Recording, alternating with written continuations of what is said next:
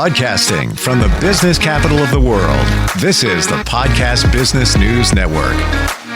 Welcome back, everyone. We are creatures of habit. Not many of us like to make changes. We like life to be the same. You get up every day, rinse and repeat, have that cup of coffee, do your day. There's going to be changes along the way, but we don't normally institute change. But we need to. Life is always evolving, always changing. Now take that if you are responsible for others. You're leading a team. How do you bring on change with them?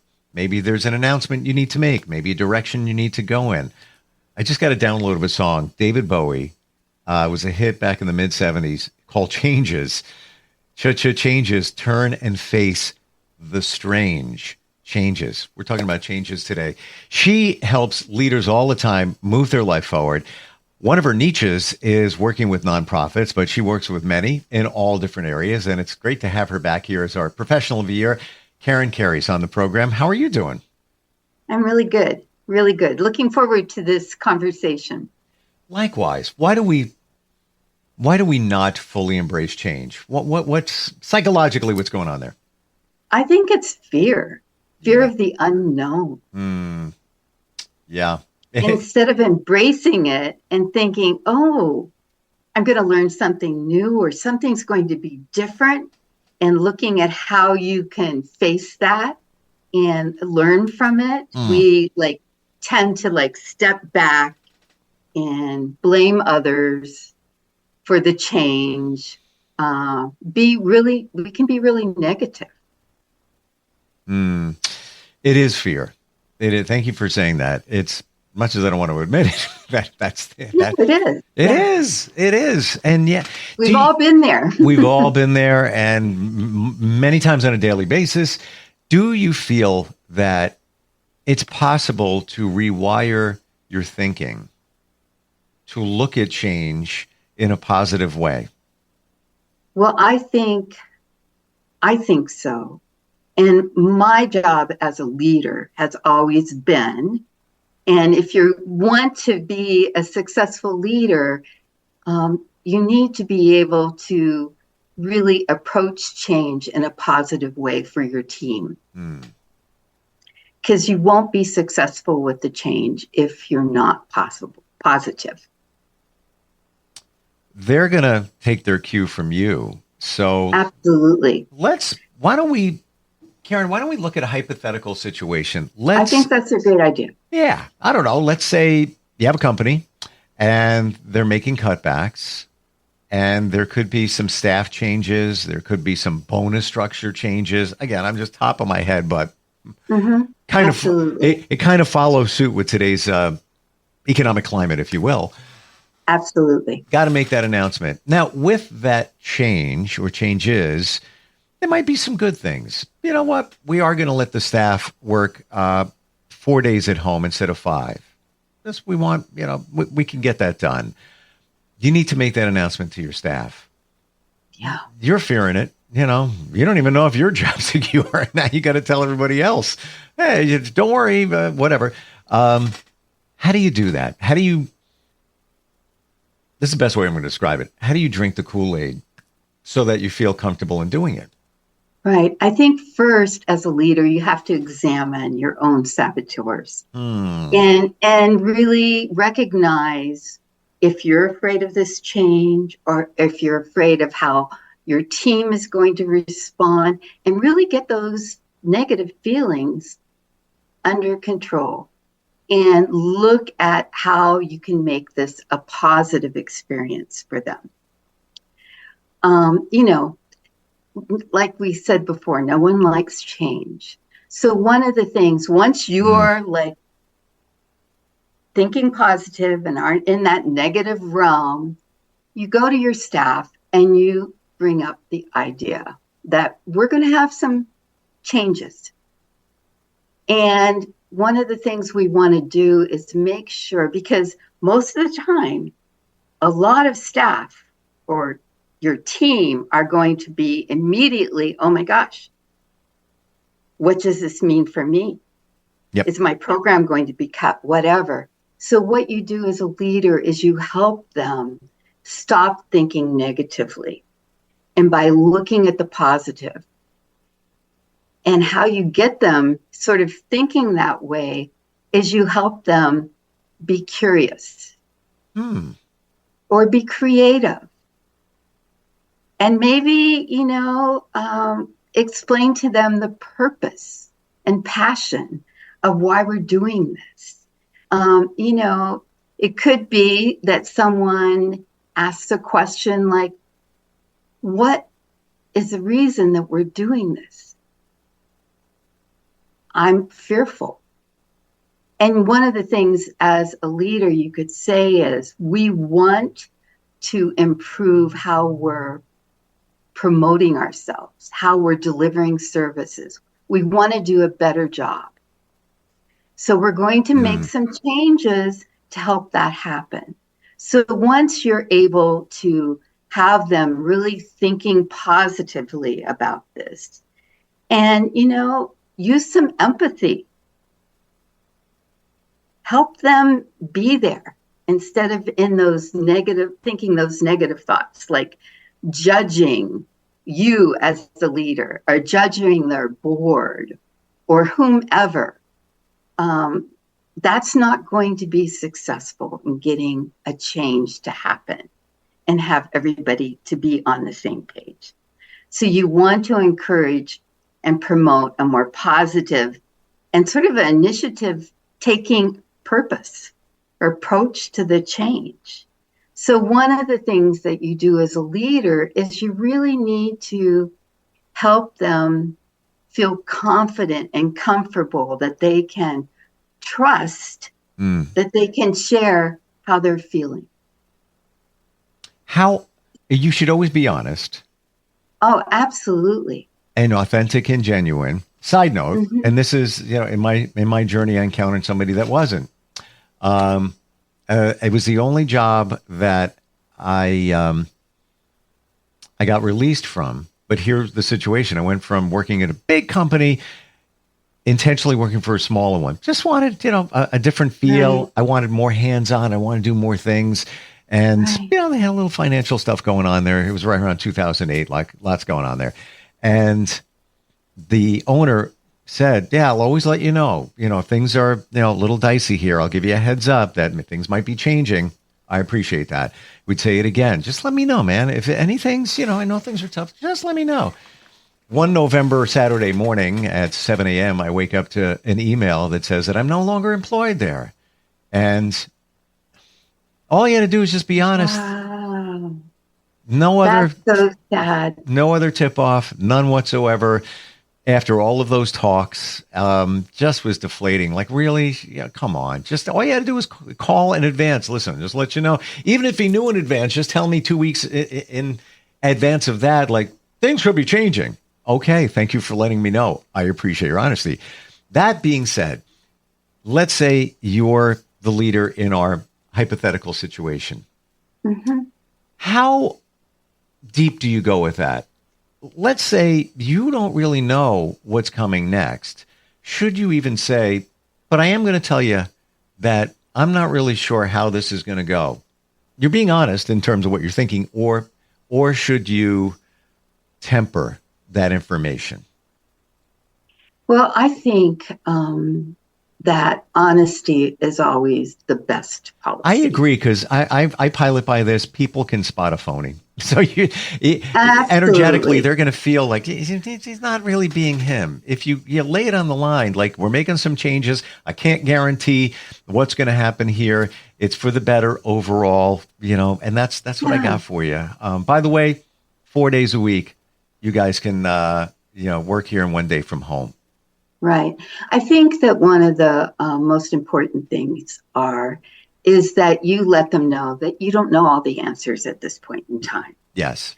I think that's really important. And that there's going to be challenges. And, that you will keep them informed. Let's say, for example, in this hypothetical situation, that you're about to lose $1 million grant or funding, $1 million. Now, that's not chicken feed. But you can share that. I mean, because that will say a lot to your team. And, you know, you may say to them, I'm going to have to possibly lay off some people, but I'm going to do everything I can to make those cuts very minimal.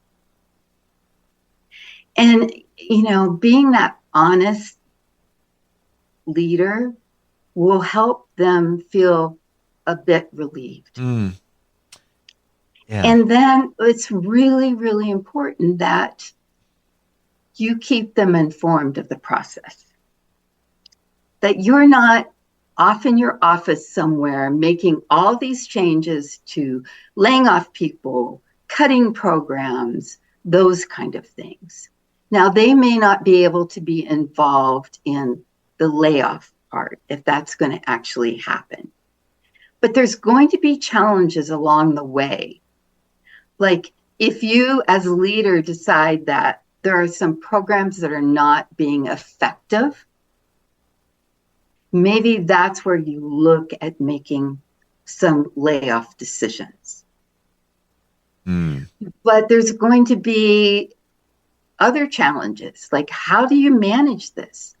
I think it's really important to go to your team and empower them to help you with those challenges. Because if they're actually feel empowered and part of the change, then they'll feel like they have a stake in this. You know, if they are passionate about the work that they're doing, they're going to hopefully be looking at what is best for those people that they're serving or for the products that they're making. Do you feel like a lot of leaders in these situations, and it can happen often,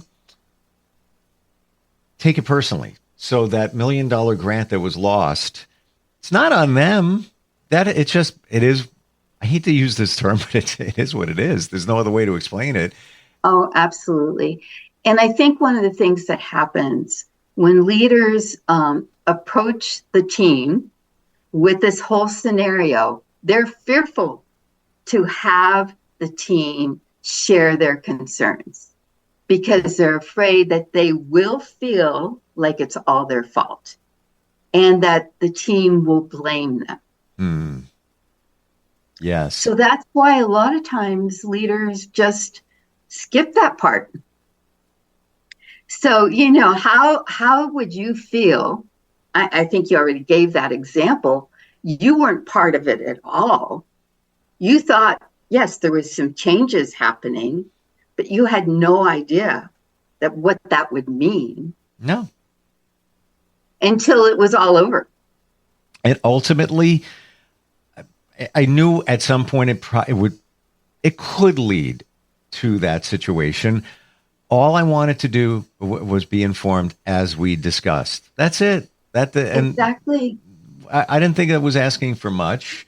And he's the one that even said it. I'll always keep. I can see it in my mind. Decades later, a half. I'm like in his office. I'll let you know. Don't worry. You know, we're all good here. We're all good. Okay. Just follow through. Maybe that's the other lesson there. Leaders follow through. If you say something, like if you say, "I'll have an update for you Tuesday at 2 p.m." Have an update at Tuesday at 2 p.m. Don't forget about it. Don't delay it. Follow through. And I think that if you include your team and looking at the challenges and get them involved, you'd be surprised how often they will say, I don't want to lose my job, but my program is just really not delivering what we hoped it would. Because everybody in the room knows that. Mm-hmm. They know who's doing a good job and who's not doing a good job. They know, where the fluff is coming from, so get them involved and help them be a team in making these decisions. Now, when it's the actual potential laying off people, no, they can't make that decision. That's what they pay the leader to do. Your board or whomever, you have to make that decision. but help the staff understand, like maybe it's after the fact.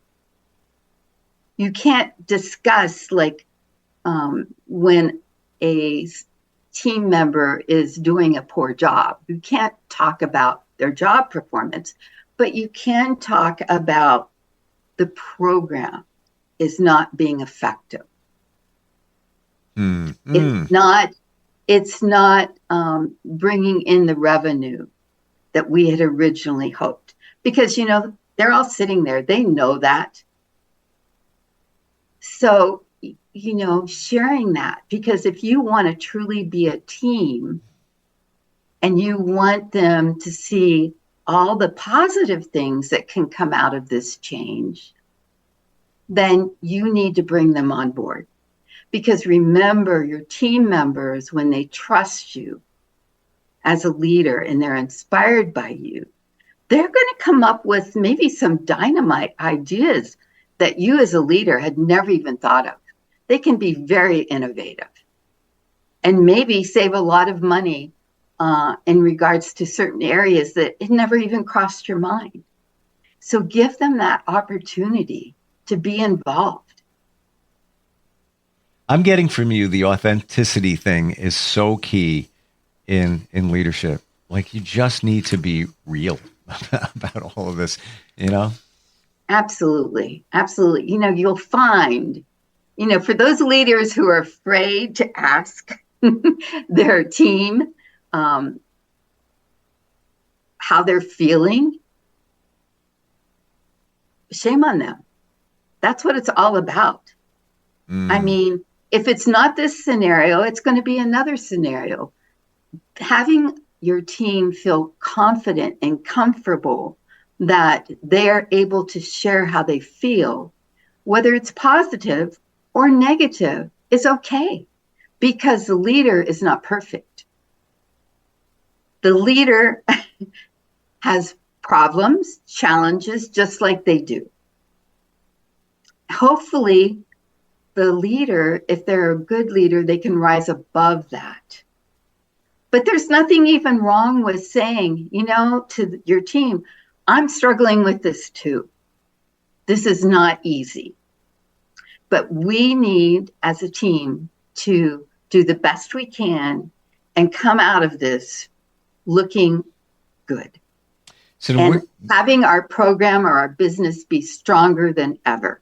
We talk about change and connected to leadership. Along the way, should you be doing check-ins? Should you intentionally ask how the team is doing? How are you guys feeling? Should you leave it open to suggestion? You know, back in the day, it used to be the suggestion box. You fill something out and drop it in there. Is that okay? I mean, I don't care for that personally, unless you have a huge company. But if you have a huge company, then you should have direct managers that work with a certain amount of people, you know, your direct reports. I have always been of the mind that meeting once a month, at least, you know, more often if there's some real serious issues that are happening, sit down and talk with them. Yes, absolutely. You don't know how they're feeling and they don't know how you're feeling. They also don't know if they're doing a good job. So you need to be able to do that. And I'm all about like writing little notes. Great job. You know, the project you did was super, you know, so they have that. That goes so far. That we don't nowadays with everything in personal technology, texts, emails, a Post-it note that just, you know, you walk into work one day and on your computer screen, great job with the sale, you know, and the boss's name, Mike, whatever. I would melt if a leader did that. Yeah. Wow. One thing that I did as a leader was actually everybody had like a little candy jar on their desk. And people, we just got in the habit of writing little Post-it notes. And then you'd give them to them and they would put them in there, in their little candy jar. And when they're having a bad day or things are not going the way they had hoped, it gives you the opportunity to open that up and take a look at those and remind yourself that I'm doing a really good job. Yes, this is a real challenge that I'm working on, this one project, but I'll figure it out and I will do well. What are your thoughts on doing reviews? Oh, I think that's critical. Okay. Team members want to know how they're doing. They want to know the expectations of the leader of them. And I think, doing it at least once a year, and I really get upset when I hear leaders who don't talk to their staff until they're reviewed. And maybe they've been doing something wrong for 6 months and they never knew that it was not the right procedure. So now it's on their review. They haven't had the opportunity to make any changes or improve it. That's really deflating. We could do a whole podcast on reviews, I think. Oh, yeah. How to do them the right way. Bringing back scarring memories for me when I first started in radio as a disc jockey, and it was called weekly critique sessions, where I sat across from my boss and he would play tapes of me when I was on the air and pick apart this, that, and the other. And it was just like, I hope this goes well. But one does not have to think that if the superior is doing it in such a way where there's the positive is highlighted, suggestions are made for improvement. It's I think it's an art. I think it's an art in doing that the right way. Absolutely. So I guess, for all the people listening, I would just say, really try to embrace change. Yeah. Instead of looking at it as this big bad thing that's going to ruin your life, think about what positive things could come out of change. The opportunity. Yeah. I mean, you can learn so much about yourself and the business you're in by looking at things differently. 100%. And yes, change can be challenging. And let's say you lose a position and it's going to hurt. Yes, then economically, there's going to be some challenges there. But now the opportunity, you maybe have some contacts that you made at that job. You can use them, start looking for a better job. If you look, you're going to find. And now you have the opportunity. Karen, great talking with you today. I love the fact that you're real. There's so many are not. And it's key, especially in coaching. How do we find you? What's the best way? Just go to my website, www.thrivecoachingandconsulting.com. Spell it out, please, or you can call me on my phone, 775-790-2978. If there is a time to, as a leader, learn how to relate to your staff, how to work through change, it would be now. Lots of changes happening. Oh, absolutely. Absolutely. So I would just leave us today and say, don't just survive, thrive. Love it. Thank you so much for today. We'll catch up soon. Okay. Take care. You Bye-bye. too. Bye.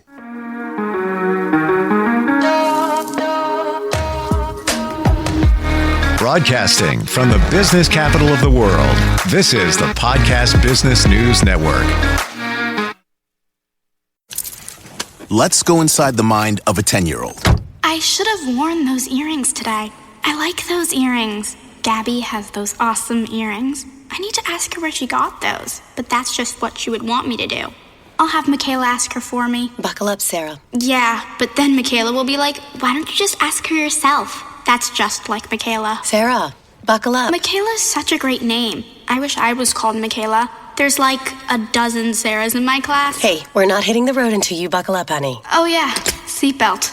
I forget sometimes because my brain is busy, I wonder if there's pizza at school today.